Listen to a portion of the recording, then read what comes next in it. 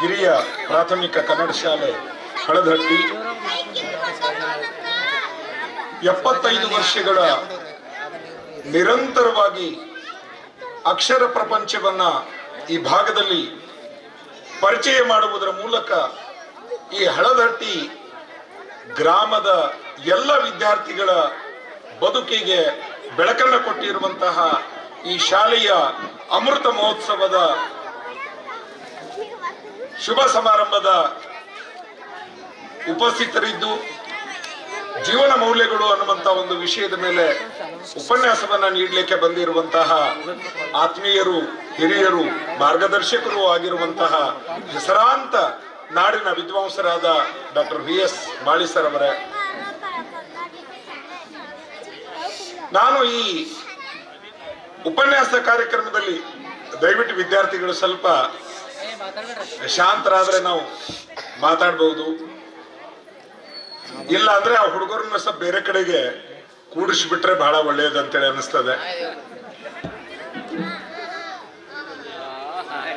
ನಾನು ಈ ಸಮಾರಂಭದಲ್ಲಿ ಉಪನ್ಯಾಸವನ್ನ ನೀಡೋದಕ್ಕೆ ಮುಖ್ಯ ಕಾರಣೀಕರ್ತರು ಅಂದ್ರೆ ಪ್ರಕಾಶ್ ಪೂರ್ವೆ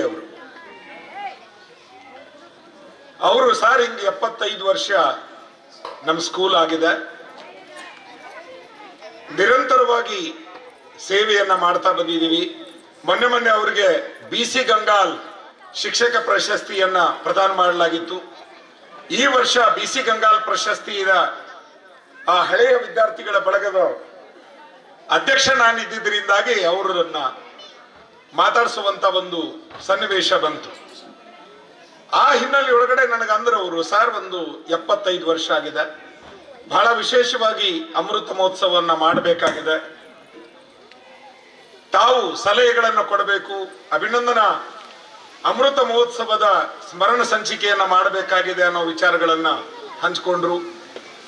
ನಾನು ಆಗಂದೆ ಬಹುಶಃ ಉಪನ್ಯಾಸ ಆದ್ಮೇಲೆ ಗೋಷ್ಠಿಗಳಲ್ಲಿ ಮಂಡನೆಯಾಗುವಂತಹ ವಿಷಯಗಳನ್ನ ಸೇರಿಸಿ, ಜೊತೆಗೆ ಅಮೃತ ಮಹೋತ್ಸವದ ಸಂದರ್ಭದಲ್ಲಿ ನೀವೆಲ್ಲ ಮೆರವಣಿಗೆ ಮಾಡಿರ್ತೀರಿ, ಎಲ್ಲರೂ ಅಹರ್ನಿಶಿ ದುಡ್ದಿರ್ತೀರಿ, ಅವರೆಲ್ಲರ ಭಾವಚಿತ್ರಗಳನ್ನ ಆ ನೆನಪಿನ ಸಂಪುಟದಲ್ಲಿ ಹಾಕಿ ನೀವು ಒಂದ್ ವೇಳೆ ಪುಸ್ತಕ ಮಾಡಿದ್ರೆ ಅದಕ್ಕೆ ಮೌಲ್ಯ ಬರ್ತದೆ, ಈಗ ಅದನ್ನ ಪ್ರಕಟ ಮಾಡೋದು ಬೇಡ ಅಂತೇಳಿ ಅಂತ ಹೇಳಿದೆ. ಅದಕ್ಕೆ ಅವರು ಅದನ್ನ ಒಪ್ಕೊಂಡ್ರು. ಅದಕ್ಕೆ ನಾನು ಕಾರಣವನ್ನು ಕೂಡ ಕೊಟ್ಟೆ. ಮೊನ್ನೆ ಬೆಳಗಾವಿ ಜಿಲ್ಲಾ ಸಾಹಿತ್ಯ ಸಮ್ಮೇಳನವನ್ನ ನಾವು ಚಿಕ್ಕೋಡಿಯಲ್ಲಿ ಮಾಡಿದ್ವಿ, ಅಲ್ಲಿಯೂ ಕೂಡ ಹಂಗೆ ಮಾಡಿದ್ದೆ. ಯಾಕಂದ್ರೆ ಆ ಗಡಿತೇರು ಸ್ಮರಣ ಸಂಚಿಕೆಯ ಸಂಪಾದಕನಾಗಿದ್ದರಿಂದ ಎಲ್ಲರ ಲೇಖನಗಳನ್ನ ತರಿಸ್ಕೊಂಡೆ. ಡಾಕ್ಟರ್ VS ಮಾಳಿಸರ್ ಅವರು ಲೇಖನವನ್ನ ಕೊಟ್ಟರು, ಅದ್ಭುತವಾದ ಉಪನ್ಯಾಸವನ್ನ ನೀಡಿದ್ರು. ಹಂಗಾಗ್ಬಿಟ್ರೆ ಒಂದು ಒಳ್ಳೆ ಕೆಲಸ ಆಗತ್ತೆ ಅನ್ನೋ ನಿಟ್ಟಿನೊಳಗಡೆ ನಾನು ಅವ್ರಿಗೆ ಹೇಳಿದೆ. ಪ್ರಕಾಶ್ ಪುರ್ವೆ ಅವರನ್ನ ಅಭಿನಂದಿಸ್ತೇನೆ, ಮುಖ್ಯೋಪಾಧ್ಯಾಯರಾದ ಹಿರಿವಿಯವರನ್ನು ಕೂಡ ನೆನೆಸ್ಕೊಳ್ತೇನೆ. ಎಲ್ಲ ಶಿಕ್ಷಕ ಬಂಧುಗಳೇ, ಸಹೃದಯ ಅಭಿಮಾನಿಗಳೇ, ಬನ್ನೆಯವರೇ, ಸಿಪ್ಪುರಿಯವರೇ, ಎಲ್ಲ ಸಹೋದರ ಸಹೋದರಿಯರೇ, ನನಗೆ ಗಡಿ ಭಾಗದ ಶೈಕ್ಷಣಿಕ ಸವಾಲುಗಳು ಅನ್ನುವಂತ ಒಂದು ವಿಷಯ, ಬಹುಶಃ ಇಂಥ ವಿಷಯವನ್ನ ಇಟ್ಕೊಂಡು ಎಷ್ಟು ಸಲ ಮಾತಾಡಿರ್ಬೇಕು ಅಂದ್ರೆ ಬಹಳ ಉಪನ್ಯಾಸಗಳಲ್ಲಿ. ಗಡಿ ಅಭಿವೃದ್ಧಿ ಪ್ರಾಧಿಕಾರದ ನಾಮಿನೇಟ್ ಮೆಂಬರ್ ಇದ್ದೆ ನಾನು ಕರ್ನಾಟಕ ಸರ್ಕಾರದ್ದು. ಈ ಹಳದಟ್ಟಿ ಮೂಲಕನ ಹೋಗಿದ್ದೇನೆ ನಾನು ಗಳತ್ಗಾಕೆ. ಬನ್ನಿಯವರು ಆಯೋಜಿಸಿರುವಂತಹ ಕಾರ್ಯಕ್ರಮಗಳಿಗೆ, ಸಮ್ಮೇಳನಗಳಿಗೆ ನಾನು ಇಲ್ಲಿಂದನೇ ಹೋಗಿದ್ದೇನೆ.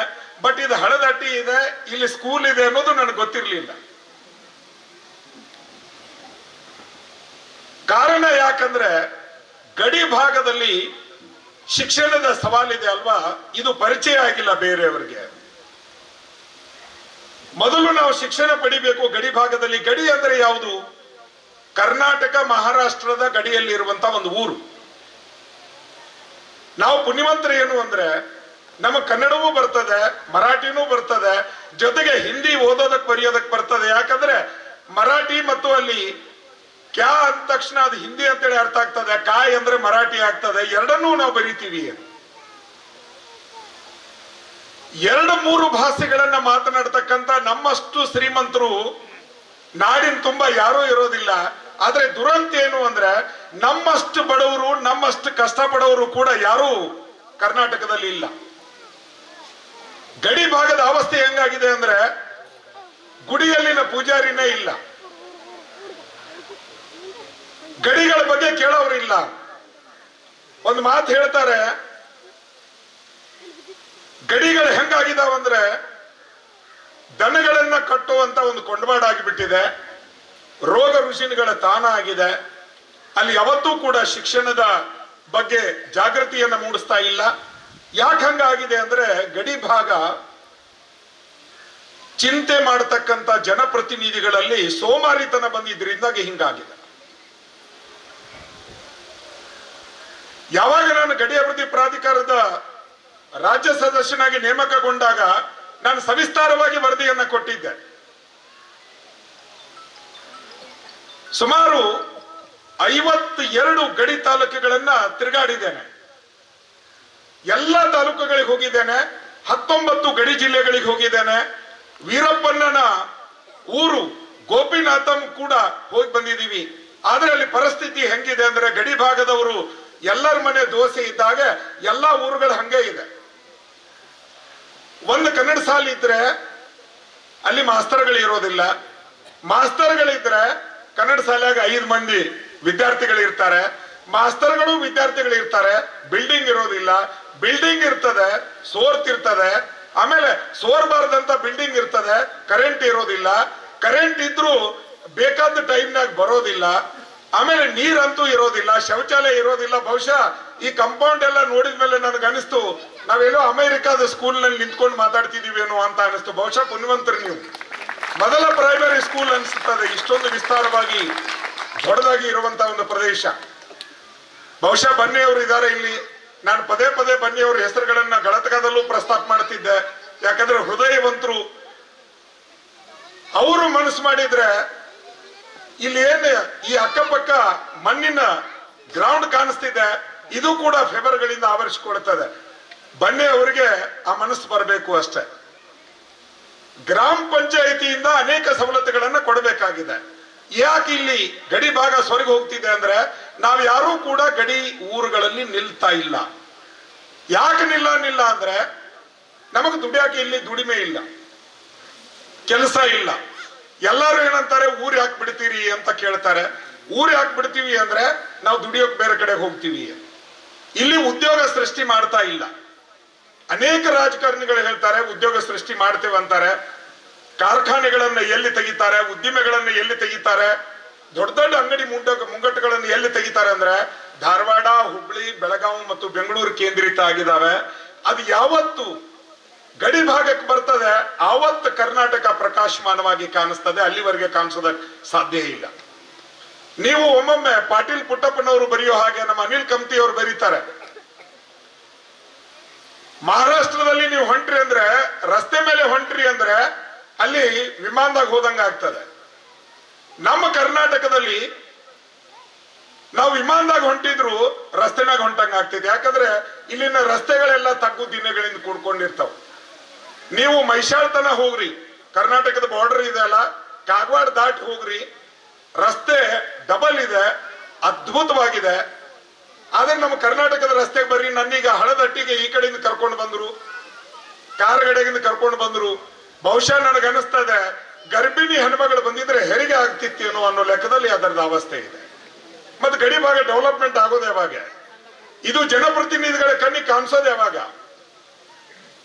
ಜನಪ್ರತಿನಿಧಿಗಳ ಮೊದಲು ಎತ್ತರ ಮಾಡಬೇಕು. ನಾವು ನಮ್ಮ ಕೈಯಲ್ಲಿ ವೋಟ್ ಇದೆ, ಎತ್ತರ ಮಾಡಬೇಕು. ಅದರದ್ದು ಹೊರತು ಎತ್ತರ ಆಗೋದಕ್ಕೆ ಸಾಧ್ಯ ಇಲ್ಲ. ಅದಕ್ಕೆ ಅಂಬೇಡ್ಕರ್ ಅವರು ಹೇಳ್ತಾರೆ, education is a milk of tiger who had drinks it here dares ಅಂತಾರೆ.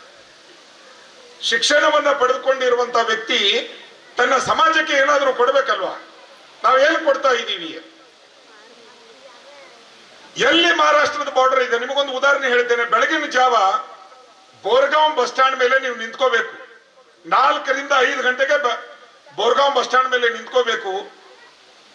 ರಾತ್ರಿ 2 ಗಂಟೆಯಿಂದ 5 ಗಂಟೆವರೆಗೆ ಸುಮಾರು 5,000 ಸೈಕಲ್ಗಳು ಈತಲ್ಕರಂಜಿಗೆ ಹೋಗ್ತವೆ. ನಾನು ಪ್ರಾಧಿಕಾರದ ಸದಸ್ಯನಾಗಿ ವಸ್ತು ಸ್ಥಿತಿಯನ್ನು ಅರಿತುಕೊಂಡು ಬೋರ್ಗಾಂವ್ ಬಸ್ ಸ್ಟ್ಯಾಂಡ್ ಮೇಲೆ ನಿಂತ್ಕೊಂಡು ಈತಲಕರಂಜಿವರೆಗೂ ನೋಡಿದ್ದಾನೆ. 5ರಿಂದ 10,000 ಸೈಕಲ್ಗಳು ಓಡಾಡ್ತವೆ. ಅಲ್ಲಿ MIDCಗಳನ್ನ ಮಾಡಿದ್ದಾರೆ. ಮಹಾರಾಷ್ಟ್ರ ಇಂಡಸ್ಟ್ರಿಯಲ್ ಡೆವಲಪ್ಮೆಂಟ್ ಕಾರ್ಪೊರೇಷನ್ ಮಾಡಿದ್ದಾರೆ. ಅಂದ್ರೆ ಎಲ್ಲಿ ಮಹಾರಾಷ್ಟ್ರದ ಗಡಿ ಆರಂಭ ಆಗ್ತದೆ, ಕರ್ನಾಟಕದ ಗಡಿ ಕೊನೆಯಾಗಿರ್ತದೆ, 1 ಫೂಟು ಕೂಡ ಬಿಟ್ಟಿಲ್ಲ ಅವರು, 1 ಅಡಿ ಕೂಡ ಜಾಗ ಬಿಟ್ಟಿಲ್ಲ. ನೀವು ಗಮನಿಸಬೇಕು. ಎಲ್ಲಿ ಇದು ಕರ್ನಾಟಕ ಇದೆ, ಇಲ್ಲಿ ಮಹಾರಾಷ್ಟ್ರ ಇದೆ, ಇದಕ್ಕೆ ಅಂಟ್ಕೊಂಡು ಅವ್ರ ಕಾರ್ಖಾನೆಗಳನ್ನ ತೆಗೆದಿದ್ದಾರೆ. ಬೇಕಾದ್ರೆ ನೀವು ಇತಲ್ಕರ್ಜಿಗೆ ಹೋಗುವಾಗ ಅದನ್ನ ನೋಡಬಹುದು. ಅನೇಕ ಅಂಗಡಿ ಮುಂಗಟ್ಟುಗಳನ್ನ ಉದ್ಯಮಗಳನ್ನ ಮಾಡಿದ್ದಾರೆ. ಆದ್ರೆ ನಮ್ಮ ಕರ್ನಾಟಕದವ್ರು ಏನ್ ಮಾಡ್ತಾರೆ ಅಂದ್ರೆ, ಗಳತ್ಗಾಕಿ ಯಾಕೆ ಮಾಡುನು, ಬೋರ್ಗಾಂವ್ ಮಡ್ಯಾಗ ಯಾಕೆ ಮಾಡುನು, ನಮಗ ಅದರಿಂದ ಲಾಭ ಏನು, ಅಲ್ಲಿ ವಿಮಾನ ಸೌಕರ್ಯ ಬರಬೇಕು, ನಾವೆಲ್ಲ ಲೆಕ್ಕ ಮಾಡ್ತೀವಿ. ಆದ್ರೆ ಮಹಾರಾಷ್ಟ್ರದವ್ರು ಹಂಗ್ ಮಾಡೋದಿಲ್ಲ. ಅವ್ರು ಬಹಳ ಜಾಣರು. ನಾನು ಶೈಕ್ಷಣಿಕ ಸವಾಲುಗಳ ಬಗ್ಗೆ ಮಾತಾಡೋದಿದೆ ಅಲ್ವಾ. ಯೂನಿವರ್ಸಿಟಿ ಎಲ್ಲಿ ತೆಗೆದ್ರು ಅಂದ್ರೆ ಕೊಲ್ಲಾಪುರದಾಗ ತೆಗೆದ್ರು. ಕೊಲ್ಲಾಪುರ ಕೂಡ ಒಂದು ಕಾಲಕ್ಕೆ ಕರ್ನಾಟಕದ ಊರು.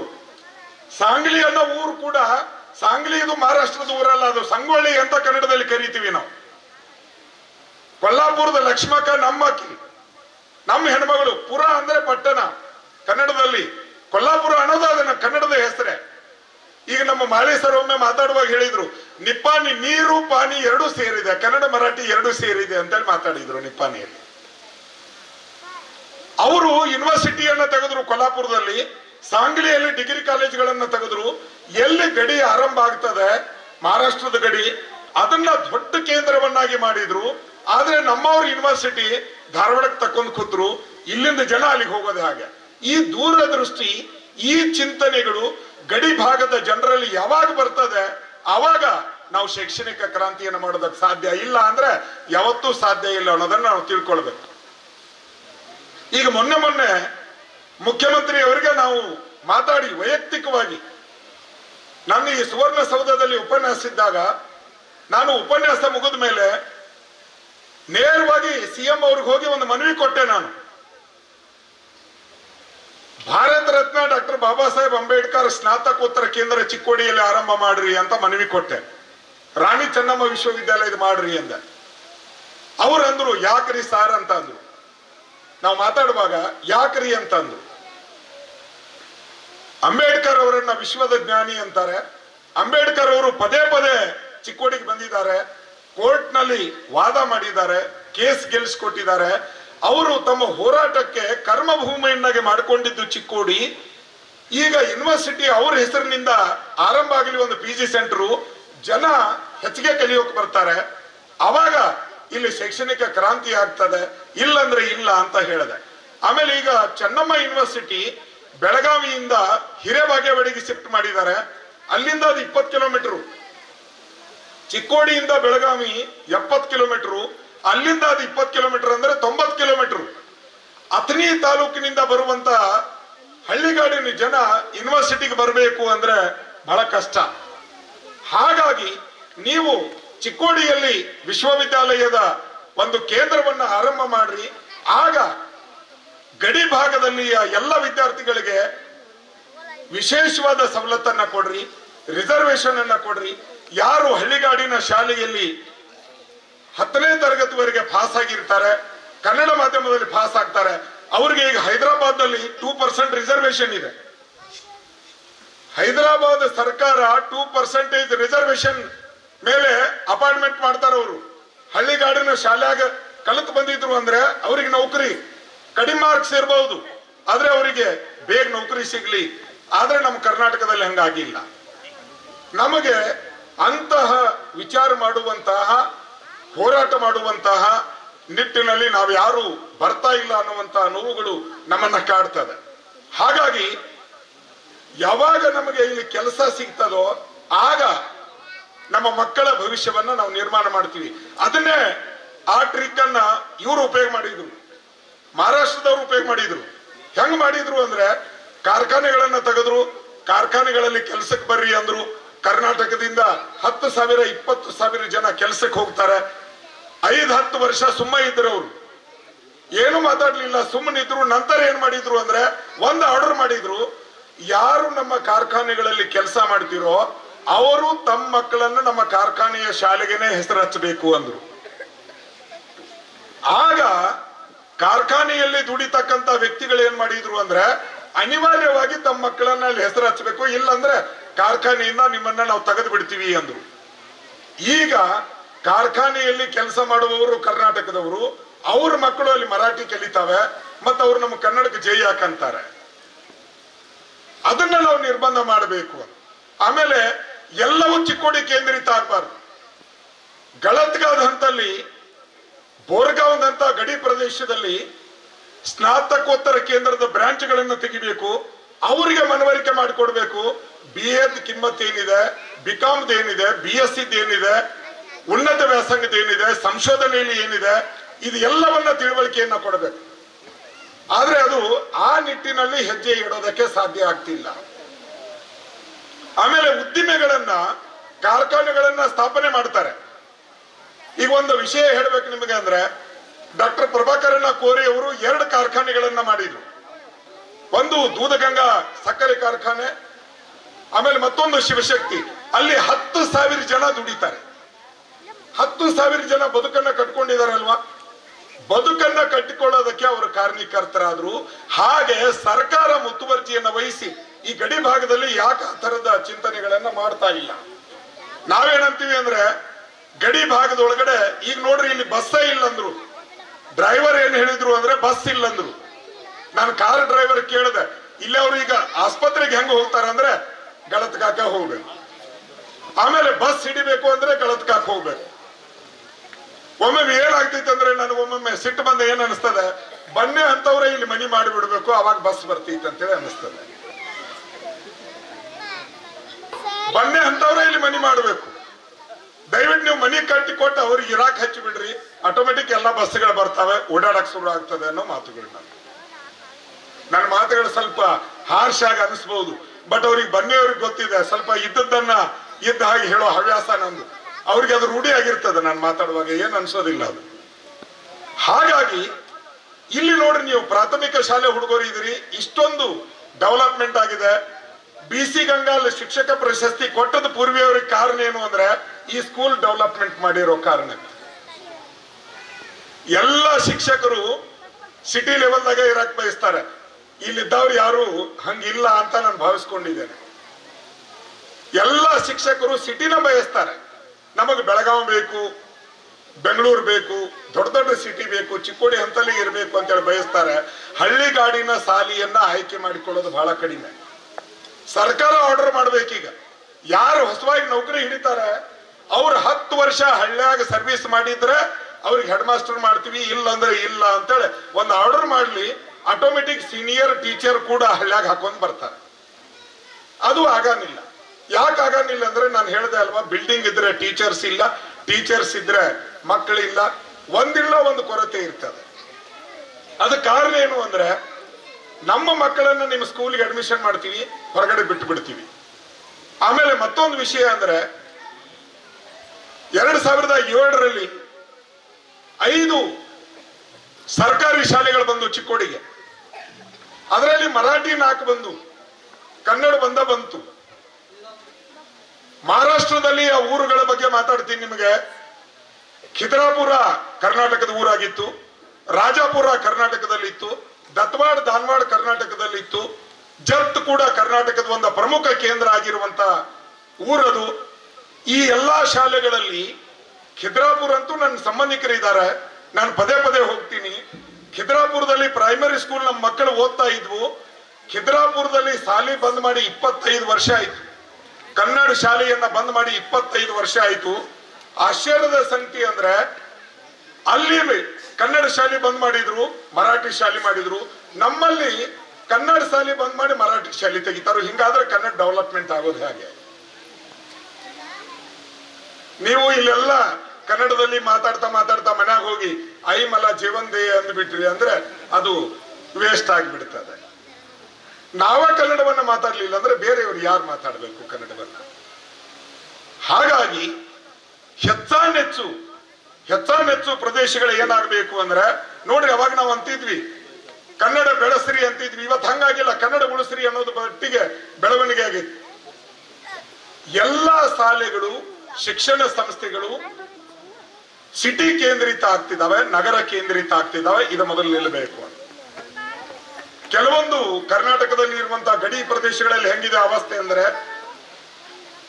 ಹೊರಗಡೆ ಕನ್ನಡ ಕಾನ್ವೆಂಟ್ ಅಂತ ಇದೆ ಬೋರ್ಡು, ಹೊರಗಡೆ ಮಾತ್ರ ಕನ್ನಡ ಕಾನ್ವೆಂಟ್ ಶಾಲೆ ಇದೆ, ಒಳಗಡೆ ಇಂಗ್ಲಿಷ್ ಮಾಧ್ಯಮ ಇದೆ.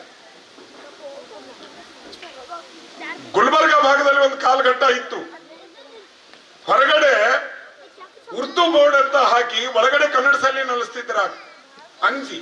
ಆದ್ರೆ ಇಲ್ಲಿ ಹಂಗಾಗಿಲ್ಲ. ಇಲ್ಲಿ ಏನಾಗಿದೆ ಅಂದ್ರೆ, ಹೊರಗಡೆ ಕನ್ನಡ ಕಾನ್ವೆಂಟ್ ಅಂತ ಹೇಳಿದ್ರೆ ಒಳಗಡೆ ಇಂಗ್ಲಿಷ್ ಇದೆ. ನಾವು ಹಂಗಾದ ಕನ್ನಡ ಅಭಿಮಾನಿಗಳು ಅಂತೇಳಿ ಮಾತಾಡ್ತೀವಿ, ಎಲ್ಲರೂ ಮರಾಠಿನೇ ಮಾತಾಡ್ತೀವಿ. ನಾನು ಇಲ್ಲಿ ಕಾಲ್ಗಡಿ ಇಳಿದ ತಕ್ಷಣ ಕೆಲವೊಬ್ಬರನ್ನ ನೋಡ್ತಿದ್ದೆ, ಅವ್ರು ಮರಾಠಿದಾಗ ಮಾತಾಡ್ತಿದ್ರು.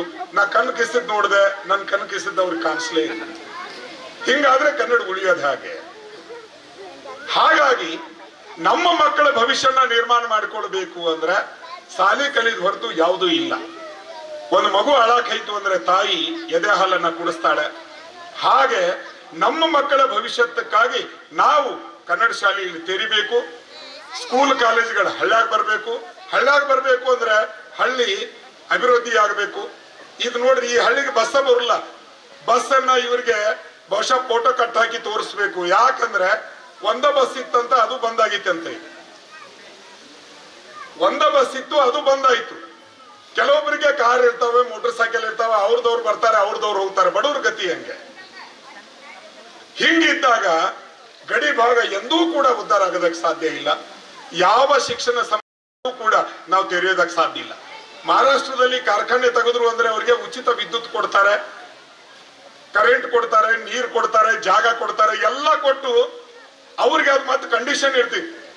ಯಾವ ಜಾಗದಲ್ಲಿ ಕಾರ್ಖಾನೆ ತೆಗೆದಿದ್ದೀರಿ ಆ ಜಾಗದಲ್ಲಿ 100ಕ್ಕೆ 50% ಆ ಊರಿನ ಜನರನ್ನೇ ನೌಕರಿಗೆ ತಗೋಬೇಕು ಅಂತ. ನಮ್ಮಲ್ಲಿ ಹಂಗಿಲ್ಲ.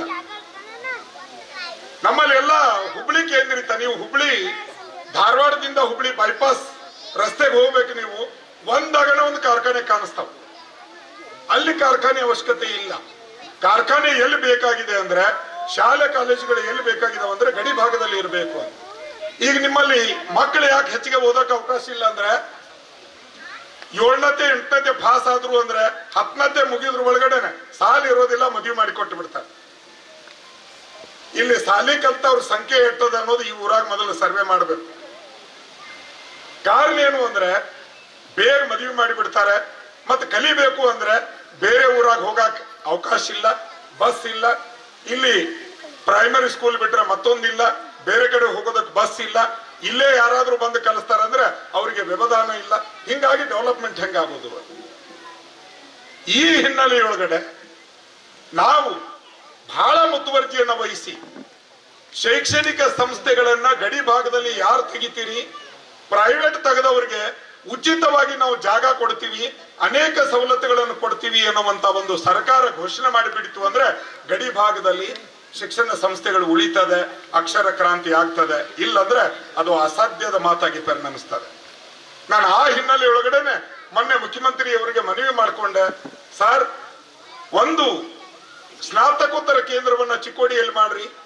ನಮ್ಮ ಈ ಭಾಗದ ಜನ ಕೊಲ್ಲಾಪುರಕ್ಕೆ ಹೋಗ್ತೀವಿ ನಾವು. ಮತ್ತೊಂದಂದ್ರೆ ನಿಪ್ಪಾಣಿಯಿಂದ ಮುಂದೆ 3 ಕಿಲೋಮೀಟರ್ದಲ್ಲಿ ಅರ್ಜುನ್ ನಗರ್ ಅಂತ ಒಂದು ಊರಿದೆ, ದೇವಚಂದ್ ನಗರ್ ಅಂತ ಕರಿತೀವಿ ನಾವು. ಅಲ್ಲಿ ದೇವಚಂದ್ ಕಾಲೇಜ್ ಇದೆ. ನಾನು ಬಾಗೇವಾಡಿ ಕಾಲೇಜ್ ನಿಪ್ಪಾಣಿಯಲ್ಲಿ BA ಮುಗಿಸಿದ್ದು. ನಾವು ಬಸ್ನಾಗ ಹೋಗುವ ಹೊತ್ನಾಗ ಕೆಲವೊಬ್ರು ದೇವಚಂದ್ ಕಾಲೇಜ್ಗೆ MA ಮಾಡಕ್ ಹೋಗ್ತಿದ್ರು. ನಾನು ಅವ್ರಿಗೆ ಕೇಳ್ತಿದ್ದೆ, ಅಲ್ಲಿ ಯಾಕೆ ಹೋಗ್ತೀರಿ ಅಂದ್ರೆ, ಸರ್ ನಮ್ಮ ಕರ್ನಾಟಕದಾಗ ಇಲ್ಲಿ ಇಲ್ರಿ, ನಾವು ದೇವಚಂದ್ ಕಾಲೇಜ್ MA ಮಾಡಕ್ ಹೊಂಟಿದೀವಿ. ಅವರು ಕೊಲ್ಲಾಪುರ್ ಯೂನಿವರ್ಸಿಟಿ ಅವರು ಗಡಿ ಊರಾಗನ MA ತೆಗೆದ್ರು, ಸ್ನಾತಕೋತ್ತರ ಕೇಂದ್ರವನ್ನ ತೆಗೆದ್ರು. ನಮ್ಮವರು ಪ್ರೈಮರಿ ಸ್ಕೂಲ್ ಸಹಿತ ತೆಗೆಯೋದಿಲ್ಲ. ಯಾಕೆ? ಜನಪ್ರತಿನಿಧಿಗಳಿಗೆ ಸಮಾಜ ಉದ್ಧಾರದ ಚಿಂತನೆ ಇತ್ತು ಅಂದ್ರೆ, ನನ್ನ ಜನ ಸ್ವಾಭಿಮಾನದಿಂದ ಬದುಕಬೇಕನ್ನೋ ಚಿಂತನೆ ಇತ್ತಂದ್ರೆ ಖಂಡಿತವಾಗೂ ಅದು ಕೆಲಸ ಆಗ್ತದೆ. ಇಲ್ಲಾಂದ್ರೆ ಆಗೋದಿಲ್ಲ ಅನ್ನೋ ನಿಟ್ಟಿನಲ್ಲಿ ನಾವು ಹೆಜ್ಜೆಗಳನ್ನ ಇಡಬೇಕಾಗ್ತದೆ ಅನ್ನೋ ಮಾತುಗಳು.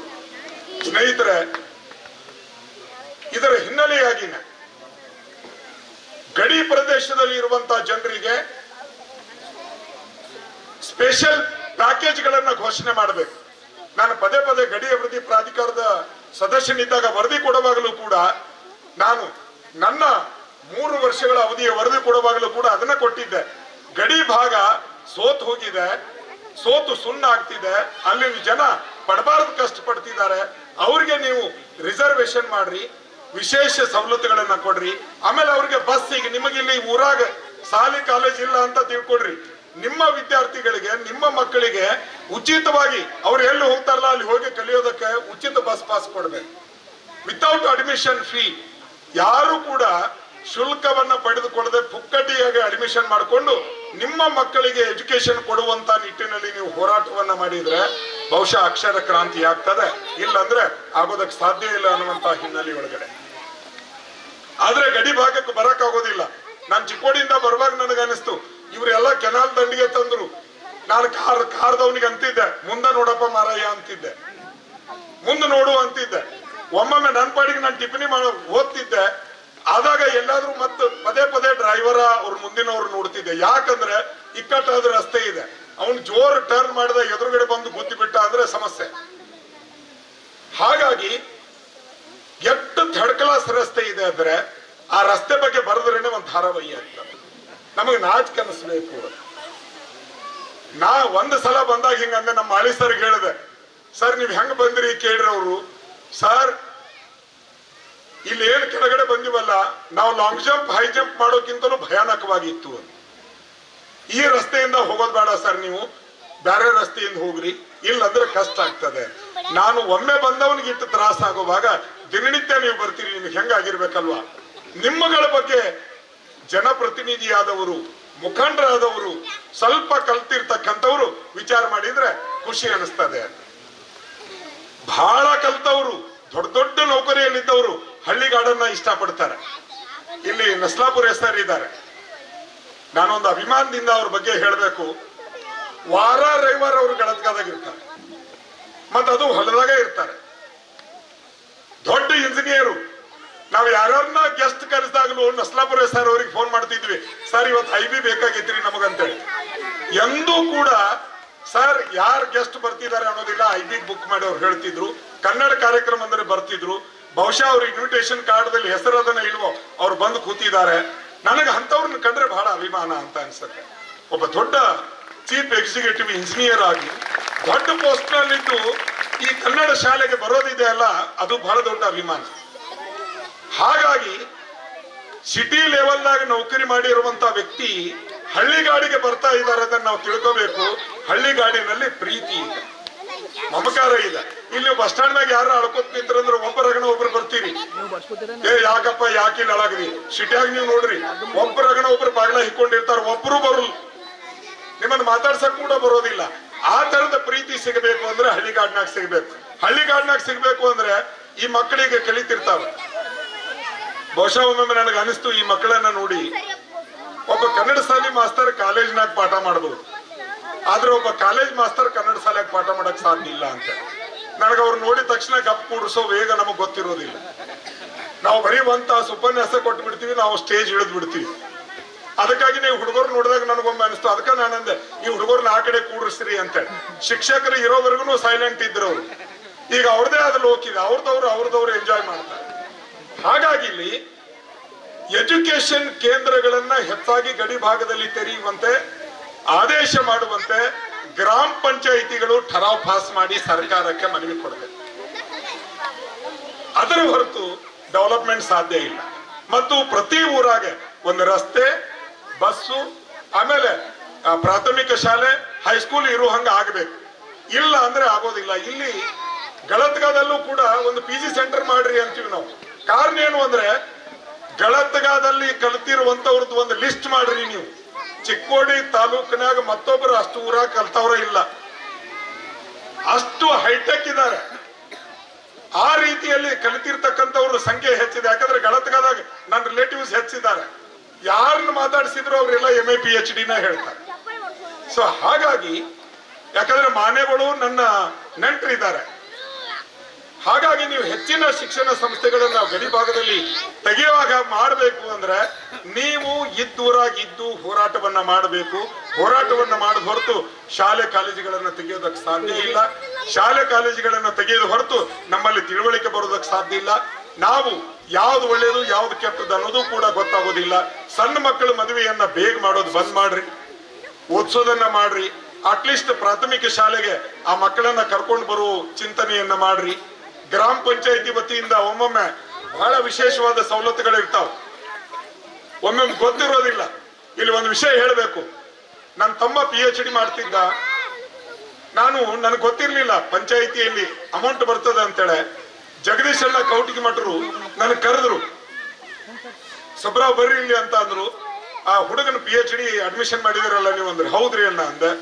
ಆಮೇಲೆ ಬಡವರು ಹುಡುಗರು PhDಗೆ ಜಾಯಿನ್ ಆದಾಗ ಅದಕ್ಕೆ 10,000 ರೂಪಾಯಿ ಅಮೌಂಟ್ ಇದೆ. 10,000 ರೂಪಾಯಿ ಹಣಕಾಸಿನ ನೆರವನ್ನ ಅವರು ಪಂಚಾಯಿತಿ ವತಿಯಿಂದ ಕೊಟ್ರು. ಈ ತರದ ಸವಲತ್ತುಗಳನ್ನ ಪಂಚಾಯಿತಿ ಘೋಷಣೆ ಮಾಡ್ಬೇಕು. ಅದಕ್ಕೆ ಅವರು ಬನ್ನಿ ಅಂತ ಅವ್ರು ಮನಸ್ಸು ಮಾಡಿದ್ರೆ ಅಸಾಧ್ಯ ಅಲ್ಲ. ಸ್ವಲ್ಪ ನಿಮ್ ಮೇಲೆ ಪ್ರೀತಿ ಹೆಚ್ಚಾಗಬೇಕು ಅಂತ ಅವ್ರಿಗೆ 2-3 ಗುಲಾಬಿ ಕೊಡ್ರಿ, ಅದ್ರ ಬಗ್ಗೆ ಯಾವುದು ತೊಂದರೆ ಇಲ್ಲ ಅನ್ನೋ ಕಾರಣಕ್ಕೆ. ಹಾಗಾಗಿ ಪ್ರೈಮರಿ ಸ್ಕೂಲ್ ಬೆಳಿಬೇಕು ಅಂದ್ರೆ, ಹಳ್ಳಿಗಾಡಿನ ಪರಿಸರ ಉದ್ಧಾರ ಆಗಬೇಕು ಅಂದ್ರೆ, ಗಡಿ ಭಾಗದಲ್ಲಿ ಹೆಚ್ಚಾನೆಚ್ಚು ಉದ್ದಿಮೆಗಳ ಸ್ಥಾಪನೆ ಆಗಬೇಕು. ನಮ್ಮ ಮನುಷ್ಯ ನಾವು ಅಲ್ಲೇ ದುಡಿಬೇಕು. ಈಗ ಮಹಾರಾಷ್ಟ್ರಕ್ಕೆ ಹೋದವರು ಅವ್ರ ಮಕ್ಕಳನ್ನ ಮಹಾರಾಷ್ಟ್ರಕ್ಕೆ ಹಚ್ಚಿದ್ದಾರೆ, ಮರಾಠಿ ಹಚ್ಚಿದ್ದಾರೆ. ಅವರು ಇಲ್ಲೇ ದುಡಿಬೇಕು ಅನ್ನೋದಾದ್ರೆ ನಾವು ಕಾರ್ಖಾನೆ ತೆಗಿಬೇಕು, ಕೆಲಸ ಕೊಡಬೇಕು, ಉದ್ಯೋಗ ಕೊಡಬೇಕು ಅಂದಾಗ ಅದು ಸಾಧ್ಯ ಇದೆ. ಆ ನಿಟ್ಟಿನಲ್ಲಿ ನಾವು ಹೆಜ್ಜೆಯನ್ನು ಹಾಕಿದ್ರೆ ಬಹುಶಃ ನಮ್ಮ ಭವಿಷ್ಯ ಉಜ್ವಲ ಆಗುತ್ತೆ ಅಂತ ಹೇಳ್ತೇನೆ. ತುಂಬಾ ಬಿಸಿಲು ಒಳಗಡೆ ಬಹಳ ಹೊತ್ತು ಮಾತಾಡಬಾರ್ದು ಅನ್ನೋ ಕಾರಣಕ್ಕೆ ನನ್ನ ಮಾತುಗಳನ್ನ ತಾಳ್ಮೆಯಿಂದ ಕೇಳಿದೆ. ನಿಮಗೆ ಬಹಳ ಸ್ವಲ್ಪ ಸಿಟ್ಟಿನಿಂದ ಮಾತಾಡಿದ್ರು ಬಂಡೆಯವರು ಅದನ್ನು ಹೊಟ್ಟಾಗಿ ಹಾಕೋಬೇಕು. ಮತ್ತೊಂದ್ಸಲ ಬಂದಾಗ ನಾನು ಈ ಹಳ್ಳದಹಟ್ಟಿಗೆ ಬಂದಾಗ, ಸರ್ ಇಲ್ಲಿ ಬಸ್ ಬರಾಕತ್ತಿದೆ, ಹುಡುಗರು ಬಸ್ನಾಗ ಕುಡ್ರಾಕತ್ತಿದಾವೆ, ಮತ್ತಿಲ್ಲಿ ವಿಶೇಷವಾದ ಸವಲತ್ತನ್ನ ಕೊಟ್ಟಿದೀವಿ ಅಂತೇಳಿ ಬನ್ನಿ ಅವರಿಗೆ ಆ ಜವಾಬ್ದಾರಿಯನ್ನ ಹಾಕಿ ನನ್ನ ಮಾತುಗಳನ್ನು ಮುಗಿಸ್ತಾ ಇದ್ದೇನೆ. ಎಲ್ರಿಗೂ ನಮಸ್ಕಾರ.